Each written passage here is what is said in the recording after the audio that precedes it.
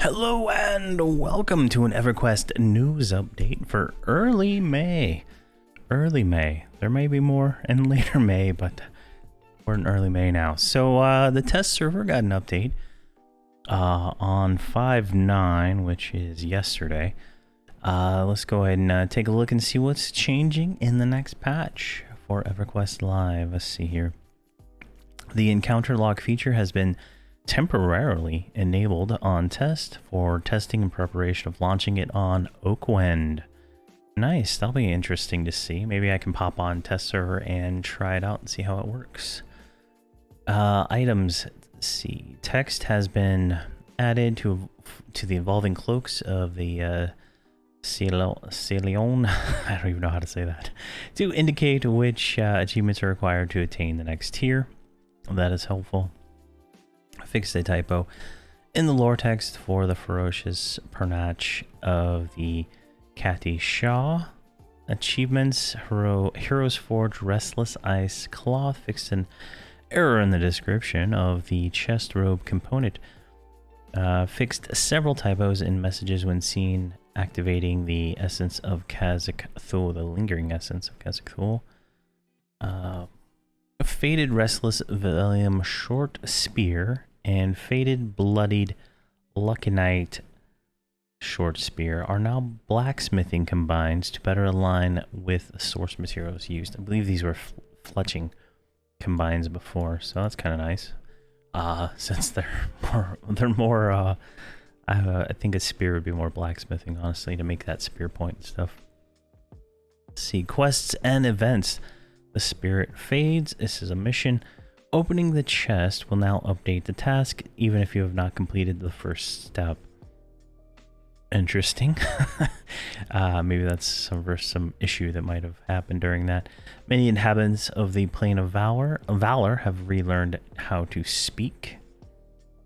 Harbinger's Spire event made a speculative fix for cases when this event breaks. Alright.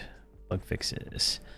Fixed the typo in the description for Ringing Crystal Temple, and fixed a typo in the cast another text of the Summon Sonic Wolf. This is the Night of Shadow Collector's Edition, Premium Edition mount, I think.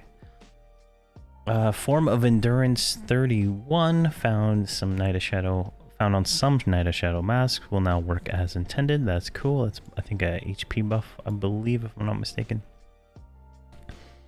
It's been a while. Mercenaries corrected an issue that would prevent level 120 mercenaries from showing illusionary weapons. Progression servers, tiny phosphorine cluster and a bunch of other clusters now have a quest tag. I'm not sure what quest that's for, but that's useful. Made the following items for randomized loot. Corrupted drop of focus sunlight, impure drop of focus sunlight. Alright, so that's a mischief related item change, so that can drop randomly.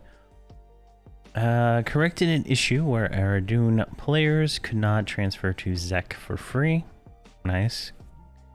Can't imagine there's many people doing that, but it's a free transfer. Fixed a bug that could prevent players from returning to the tutorial right after escaping, so that's interesting. I've never thought about going back to the tutorial, but I guess it can happen. Fixed a typo in the Veil of Alaris achievements, West Sepulchre Traveler. Alright. And the cast command's usage text is now more accurate. Alright, we'll have to see what that has to do. Alright, UI. So it looks like we're going to be getting the new UI engine in this patch for May.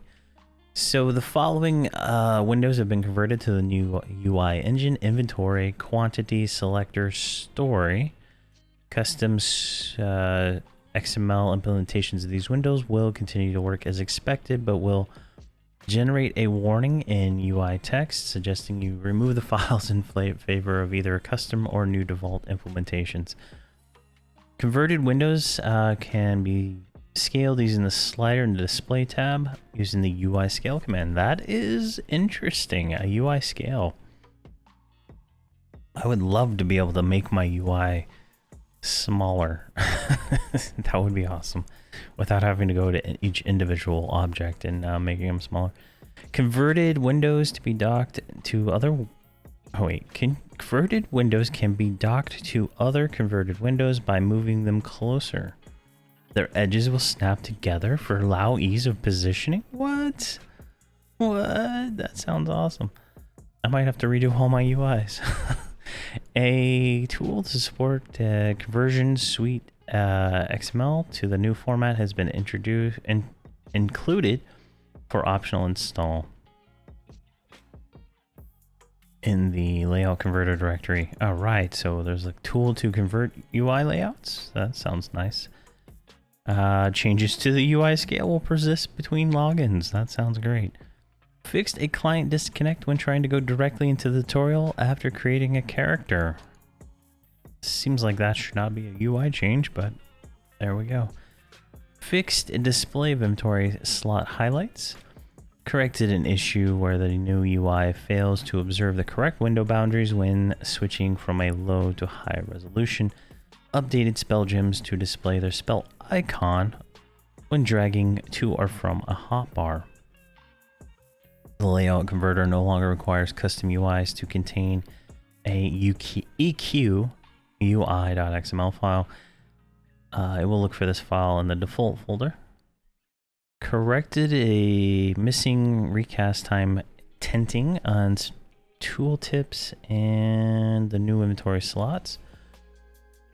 Corrected an issue where scaling UI would cause temporary visual oddities. Fixed an issue that would result in right-click applying to the game's title bar. Okay. The window bar. See here. Fixed a bug that would show the reuse timers on items without one. Using auto inventory from the window now correctly updates the cursor. Updated inventory window to hide heroic upgrade pieces if the player cannot upgrade. I wish they could just turn this off. I don't need to be shown the heroic upgrade ever on any of my characters unless I want to upgrade them. Fixed an issue where summoned icons would show at a previous cursor location instead of moving the cursor again. So if your cursor's like right here, you summon something, you move it over here, it would show up over there and over here. So, and EQ UI options window.xml. All right, so there's the patch notes. Relative, I mean, the new UI is a big feature, right? I don't want to minimize that, but not much else. So that's really interesting. All right, and then Oaklan is launching soon. So let's see what we got here. Oaklan, the new evolving rule set progression server, is launching May 24th at 12 noon PDT. So that's like Pacific time. Thanks to many who shared feedback after the announcement in the producer's letter. Here's what we covered in the forums. Oaklan's launch. So Agents and Chains instant locking will be character-based instead of account-based. Note this rule will be attached to the legacy character rule set. So that's a new rule set they're going to have available for servers. So in future logins, we'll get the legacy character rule set. If any servers get it, they will also experience this change. All no drop items that are not free trade no drop will be automatically heirloom items. This does not affect items that are already heirloom. They will stay heirloom. Note this rule will be attached to legacy character rule set, so if future servers get the legacy character rule set, they will also experience this change. Now, I've read this several times, and this is what I understand this to be. Items that are no drop, that are not free trade no drop. So on Verant, all right, if you're going whatever FV, sir, the items that are still no drop, like quest items, certain rewards from things, those are gonna remain no drop, and they're not gonna be heirloom. But like if you go kill Volak and you get all the loot, that's going to all be heirloom, and you can distribute it to other characters on your account. Heirloom means it's tradable within your account. So like I'm on Nomergard, I loot a bunch of loot. It's all heirloom. I can distribute it to any other characters. All right. So that's what I understand this rule to be. This is not going to be a free trade server, unfortunately. Omens of War and Dragons of Norwrath. Omens of War and Dragons of Norwrath will be combined and unlocked on the same day with the normal 1 hour gap. This change is for Oaklan only, and there are no plans to do this for Jelinek. All right. With the launch of Oaklan, we are changing bag bundles that will be available through our PAX webpage. So let's open that one. The Trying Toxicologist bundle will be replaced by Lornan's Lambent bundle, and the Vexing Vermin bundle will be replaced by Lair's Languish bundle. So this will be your last chance to nab the Trying Toxicologist bundle and the Vexing Vermin bundle for your new Oaklan characters to claim after launch. Don't forget, these are only available once per account. So if you haven't bought these yet and you bought them today, you would get 2 40 slot bags, right? This is a 40 slot bag, and I think this one includes this one, which is a 40 slot bag, right? And then when the server launches, you can buy these ones, which will be another 2 40 slot or 42 slot bags, right? So, and they're like $25 each, right? Yeah, they're $34 for both of them. There we go. And you can kind of see here, it's a 40 slot and a 40 slot, and you get experience potions and all kinds of stuff there. And if you buy the collector's edition of House of Thule, I'm not paid or anything like that, so I'm just giving interesting tips. All these items right here that you see under House of Thule are 999 claimable, whereas these are 111 claimable, right? So you can only claim one of these and one of those, but you can buy this one twice. Don't know how it works, but you can do that. I think it's because this one includes that one. You can buy them both. But these bags right here, the 20 slot and the 16 slot bag, they're 999 claimable. So you can claim 1,000 of them pretty much throughout all your characters and stuff like that. So this is a really good value. And you get mounts you can use to get that mount buff and some other junk that's probably not as important, but I value bag space because the way I play and stuff like that. But you can buy the Vexing Vermin bundle for $34, and then you can buy the Trying Toxicologist bundle, and then you'll be able to claim 2 Trying Trunks and 1 Vexing Vals.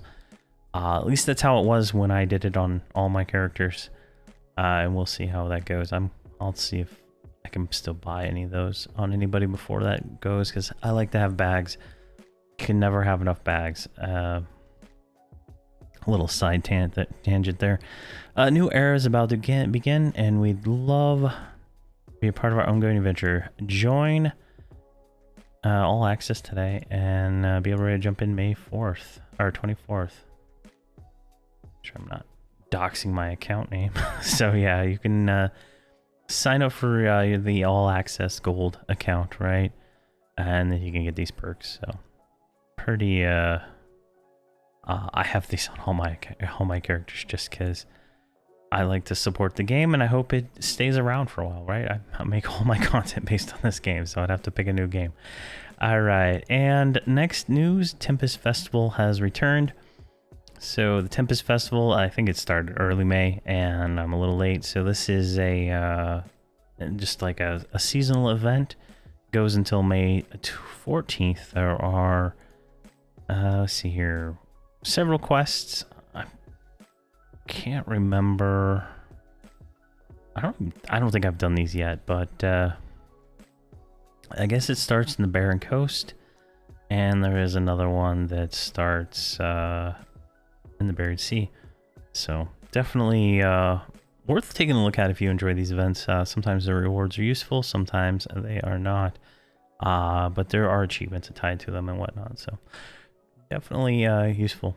But that is all the news for early May for Everquest, and I think there'll probably be more news by the end of the month, so I'll do another video, follow up with some of that, and I think in like 2 weeks the patch will go out on the real servers.